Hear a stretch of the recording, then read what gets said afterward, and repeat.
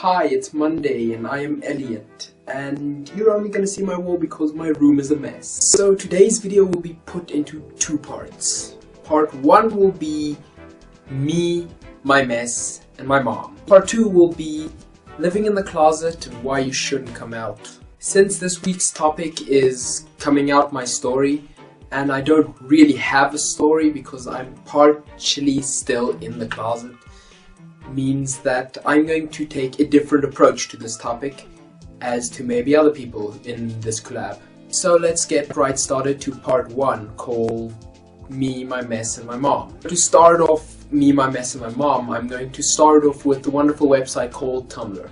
To cut it short is that website was also the reason why my mom found out. Now, to think that your Tumblr is private is being very naive, to be honest. Because in the end, your Tumblr is only that private as you make it. That is exactly what happened to me.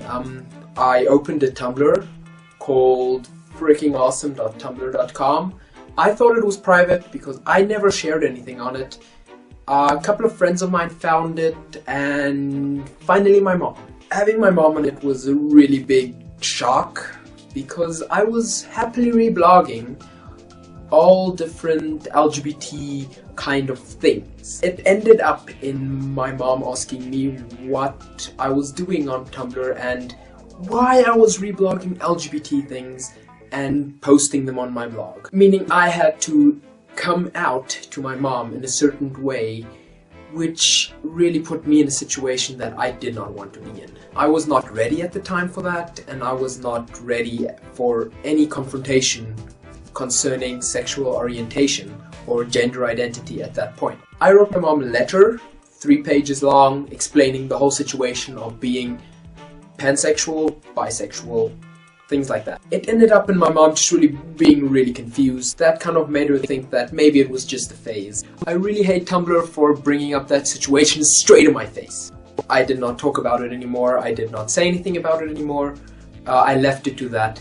But my mom knows I have a shitload of LGBT friends and she hates it. Which brings me to part 2, which is living in the closet and why you shouldn't come out. You should always only come out when you feel like you actually have an opportunity and you feel ready for it. The thing with me with sexual orientation, I don't want to confront my family with it because my family is very religious and religious terms don't really allow it, if I can say it like that.